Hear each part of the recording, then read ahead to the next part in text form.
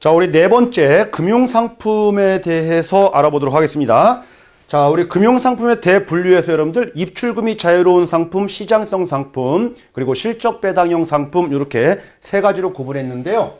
우리 여러분들 집어넣는 상품을 수신 상품이라고 하죠. 거기서 첫 번째 입출금이 자유로운 상품, 입출금이 자유롭다. 자, 이런 상품들은 여러분들 반드시 기억을 해 두셔야 될 게 은행에서만 취급하는 게 아니고요. 은행 이외에도 우리 증권회사 그리고 자산운용사 또 우리가 저축은행, 우체국 이런 데 많이 있어요. 그래서 은행에서만 취급한다 그러면 틀린 말이에요.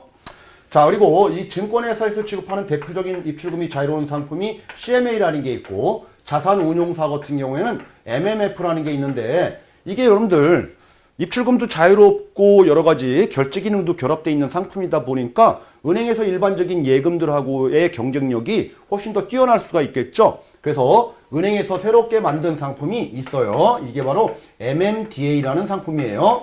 MMDA. 그래서 MMDA는 여러분들 입출금이 자유롭고 시장 실세금리에 따라서 주로 여러분들 CMA라든지 MMF 등에 운용되는 상품이에요. 자, 그러다 보니까 수익률이 좀 높겠죠. 그래서 단기 목돈 운용할 때 유리한 상품이 바로 MMDA다 라는 정도, 요거 정도 기억을 해 두시면 될 것 같아요. MMDA 단독 문제로도 출제를 하니까.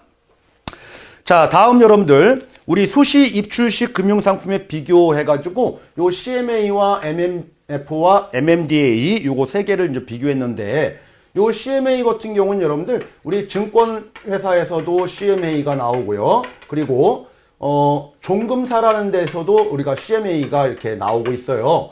요 MMF는 펀드회사, 집합투자업자가 만드는 거고, 자, 요 CMA라는 것은 여러분들 예금은 아니에요. 예금은 은행 거니까. 그렇죠? 근데 이제 증권사에서 취급하는 CMA는 예금자 보호가 안 되고 종금사는 예금자 보호가 되고 이런 좀 특징을 좀 가지고 있고, 자, 이 CMA는 입출금이 자유로우면서 우리가 실적 배당 상품이에요.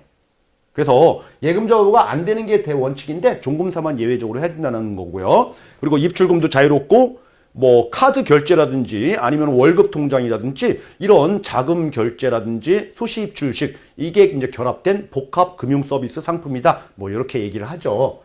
자, 다음 여러분들 요 MMF라는 얘기는 머니마켓 펀드다 해서 단기 펀드예요. 단기 채권형 펀드라고 하는데 이 단기란 얘기는 넣었다 뺐다 자유롭다는 얘기예요. 그러다 보니까 이 펀드에서 운용하는 그 투자하는 곳이 너무 오랫동안 묵혀 있는 데에 투자할 수는 없죠. 그래서 가중평균 잔존 만기일수 75일 이내에 만기가 그 기간 이내에 도래하는 상품으로만 투자되는 펀드예요. 75일 이내에. 그래서 75일 정도 기억을 해두시면 되겠고요. 자, 넣었다 뺐다 자유롭다 보니까 만약에 중간에 나는 환매하겠다라고 하면 환매 수수료가 없어요. 이거는.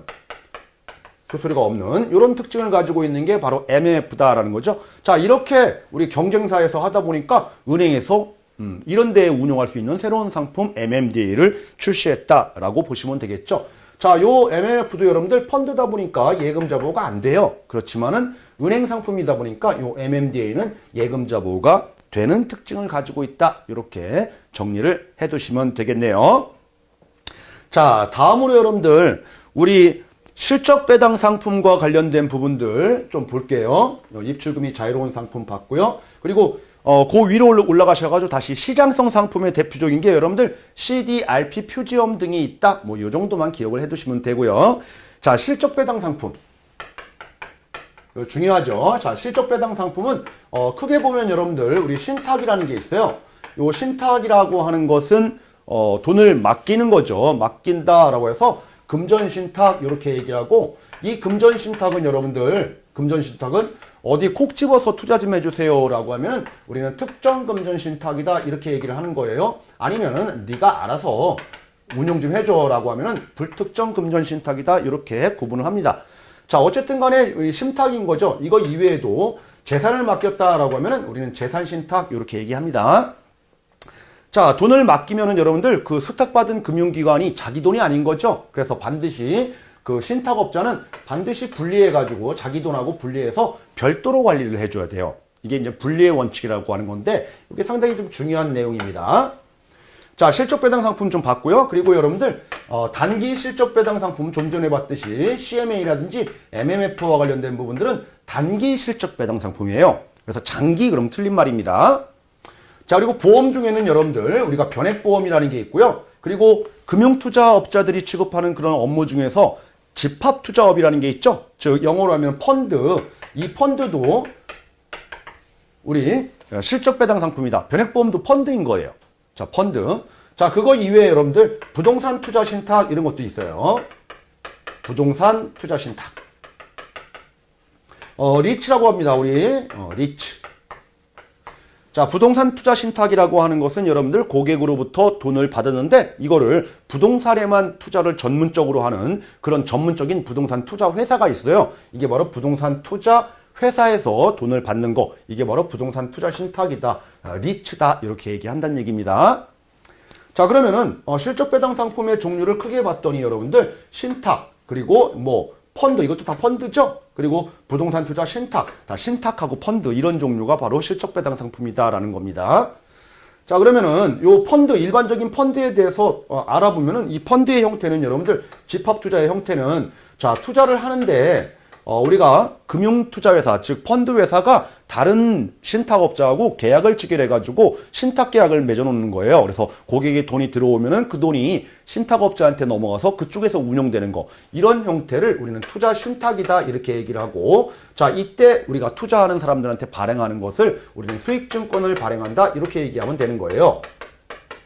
자, 이거에 비해서 집합투자업자가 별도의 하나의 회사를 설립을 하면서 이 회사에서 운영한다라는 이 회사 형태가 있어요. 이런 형태를 우리는 투자회사다 이렇게 얘기합니다. 투자회사. 자, 요때 이제 발행하는 펀드를 우리는 뮤추얼 펀드다 이렇게 얘기합니다. 뮤추얼 펀드. 자, 그러니까 여기 투자한 사람의 투자자의 지위는 뭐라고 하냐면은 우리는 수익자다 이렇게 얘기를 하는 거고 자, 회사한테 돈을 집어넣은 사람들은 지위가 주주가 된다 이렇게 얘기를 하면 되겠죠. 자, 그리고 회사다 보니까 무슨 법에 적용을 받냐면은 상법에 적용을 받아요. 그러면 상법상 여러분들 요 주주들은 자기가 투자한 금액에 대해서만 책임을 지면 되는 거거든요. 유한 책임. 그러니까 이게 뭐 별도로 규율할 필요가 없어요. 너네들 알아서 자율적으로 규율해라 라고 해서 자율규율 체계예요. 자, 이거에 비해서 투자 신탁과 관련된 요 수익자는 우리 상법이 아니니까 좀 약간 불안정한 지위에 놓인다라는 얘기 있죠. 그래서 투자 신탁과 관련된 부분들은 금융감독기관에 우리가 규율을 별도로 받아요. 그래서 규율이 좀 강화되어 있죠. 자, 이때 적용되는 법은 뭐냐면은 우리는 신탁법이 적용된다 이렇게 얘기하면 되는 거예요. 자, 그리고 요 투자와 관련된 거니까 이 투자 쪽과 관련된 법은 공통적으로 우리는 자본시장법이 적용된다 이렇게 얘기하면 되겠죠. 그래서 펀드의 종류가 두 가지가 있는데 신탁형은 자본시장법과 신탁법의 적용을 받는 거고 투자회사는 자본시장법과 상법의 적용을 받는다. 이렇게 두 개를 구분해서 여러분들 요거 가끔씩 시험 문제 나오니까 꼭 좀 봐두시기 바랍니다.